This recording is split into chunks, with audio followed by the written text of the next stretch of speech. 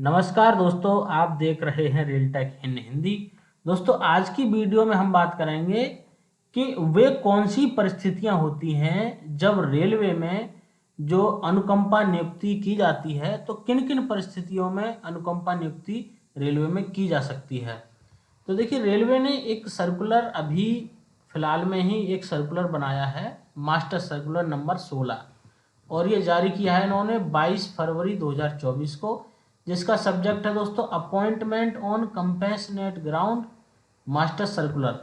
तो ये सर्कुलर काफ़ी बड़ा सर्कुलर है, तो इसके एक एक टॉपिक को हम वीडियो वाइज लेकर आएंगे। तो आज का जो टॉपिक दोस्तों हमने इसका लिया है वो है आपका कि किन परिस्थितियों में अनुकंपा नियुक्तियां दी जा सकती हैं। हम यहाँ रेलवे की बात कर रहे हैं।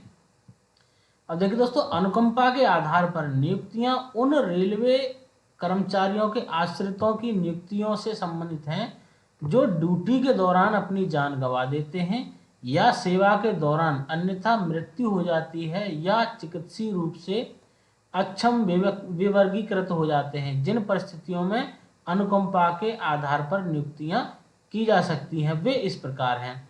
देखिए, सबसे पहला इन्होंने दिया है कि जब रेल कर्मचारी ड्यूटी के दौरान अपनी जान गंवा देता है, जब मानी कि जब वो ऑन ड्यूटी है या इतना अपंग हो जाता है कि वो कोई काम नहीं कर सकता है, वो भी ड्यूटी के दौरान। जैसे देखिए, ट्रेनों के लोको पायलट होते हैं या ट्रैफिक रनिंग स्टाफ होते हैं, कोई ट्रेन एक्सीडेंट हो जाता है, उसमें अगर किसी रेलवे एम्प्लॉय की डेथ हो जाती है या परमानेंटली डिसेबल्ड हो जाता है, तो उस कंडीशन में अनुकंपा नियुक्ति दी जा सकती है। अगला है दोस्तों, जब रेलवे कर्मचारी सेवानिवृत्ति से पहले सेवा के दौरान मतलब डेथ हो जाती है, जब रिटायरमेंट से पहले ही किसी भी कारण से डेथ हो जाती है, उस कंडीशन में भी जो अनुकंपा नियुक्ति है वो दी जाती है। अगला है, पूरी तरह से चिकित्सकीय रूप से अक्षम कर्मचारियों के आश्रितों को उनकी योग्यता के आधार पर मृत्यु के मामलों में समान अनुकंपा आधार पर नियुक्ति के लिए विचार किया जाएगा। यानी कि ड्यूटी के दौरान ही कुछ ऐसी कंडीशन बन जाती है जिससे कर्मचारी विकलांग हो जाता है, अक्षम हो जाता है, वो किसी भी जॉब को करने लायक नहीं रहता है, उस कंडीशन में भी अनुकंपा नियुक्ति दी जाती है। और मास्टर सर्कुलर में दोस्तों साथ ही साथ ये भी बताया, जैसे मैंने अभी तीसरा पॉइंट बताया, तो तीसरे पॉइंट के लिए इन्होंने ये एक सर्कुलर का रेफरेंस दिया है कि इस रेफरेंस में, इस सर्कुलर में ये बात बोली गई थी 2016 में। तो अभी क्या है कि ये सभी सर्कुलर्स को इकट्ठा करके एक सर्कुलर बनाया गया है, तो छोटे छोटे जो सर्कुलर्स हैं उनका रेफरेंस भी यहाँ पे साथ के साथ दिया गया है। अगला है दोस्तों कि ऐसे मामले जहां कोई कर्मचारी पूरी तरह से अक्षम है और अपनी चिकित्सकीय स्थिति के कारण किसी भी पद पर बने रहने की स्थिति में नहीं है, उसे सेवानिवृत्ति का विकल्प चुनने की अनुमति दी जा सकती है। ऐसे मामलों में किसी योग्य आश्रित को अनुकंपा के आधार पर नियुक्ति के अनुरोध पर विचार किया जा सकता है। और अब देखिए, चौथा पांचवा नंबर हो गया इसी में, CGA to wife ward of missing railway employees. अब बात आती है कि अगर कोई रेलवे एम्प्लॉय ऐसा है जो मिसिंग हो गया, खो गया, वो उस कंडीशन में अनुकंपा नियुक्ति के यहाँ पे कंडीशन बताई है। तो यहाँ पे पांचवें का ए इन्होंने दिया है, अनुकंपा नियुक्ति का लाभ देने के अनुरोध पर रेलवे कर्मचारी के लापता होने की तारीख से कम 2 वर्ष की समाप्ति के बाद विचार किया जा सकता है। यानी कि जब रेलवे एम्प्लॉय मिसिंग है और उसको बात को 2 साल हो गए, कि 2 साल से ज़्यादा समय से मिसिंग है, उस कंडीशन में अनुकंपा नियुक्ति की बात हो सकती है, बशर्ते कि FIR दर्ज की गई हो और लापता व्यक्ति का पता ही न चल पाया हो और सक्षम प्राधिकारी को लगता है कि मामला वास्तविक है, तो उस कंडीशन में जो CG ग्राउंड पे आपको नियुक्ति उनके वार्ड को मिल सकती है। बी नंबर है दोस्तों, यह लाभ रेलवे कर्मचारियों के मामले में लागू नहीं है। अब देखिए कौन सी कंडीशन में ये लागू नहीं होगा।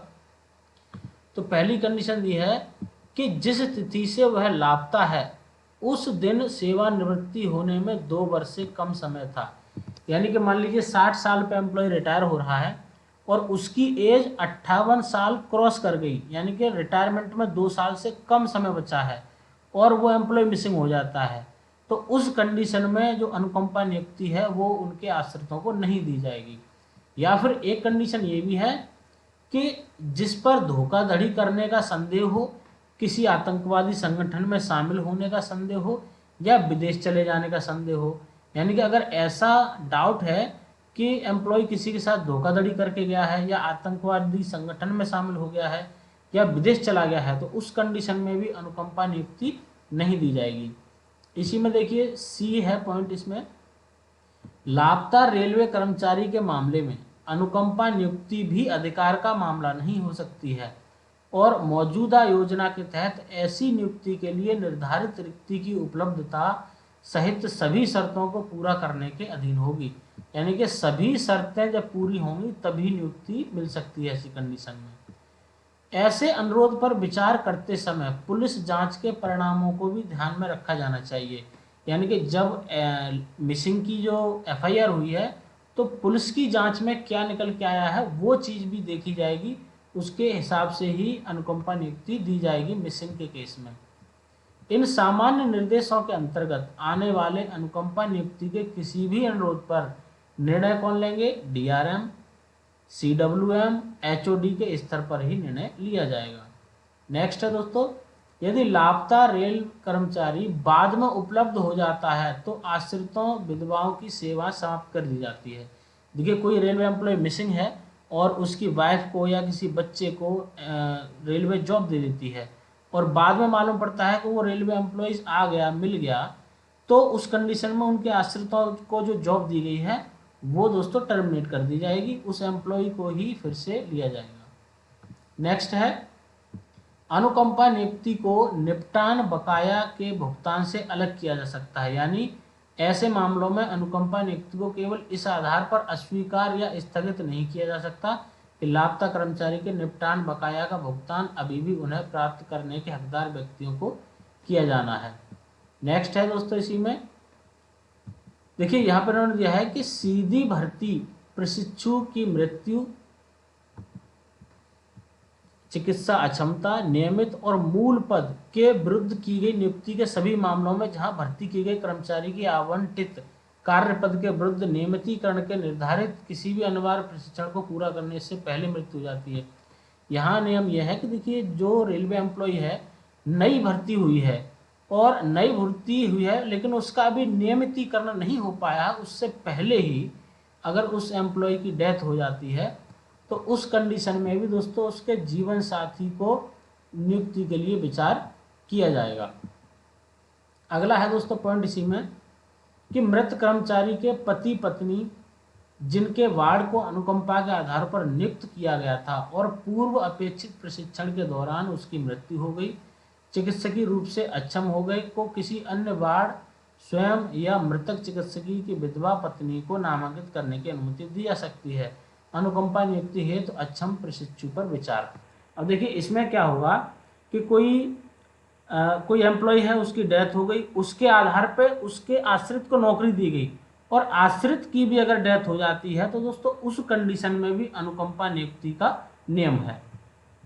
देखिए अब बात आती है, यदि मृत कर्मचारी का जीवन साथी नामांकन के लिए जीवित है तो अब यहाँ पे क्या कंडीशन है कि जीवन साथी उसका जीवित है या नहीं है, दोनों कंडीशन यहाँ पे हैं।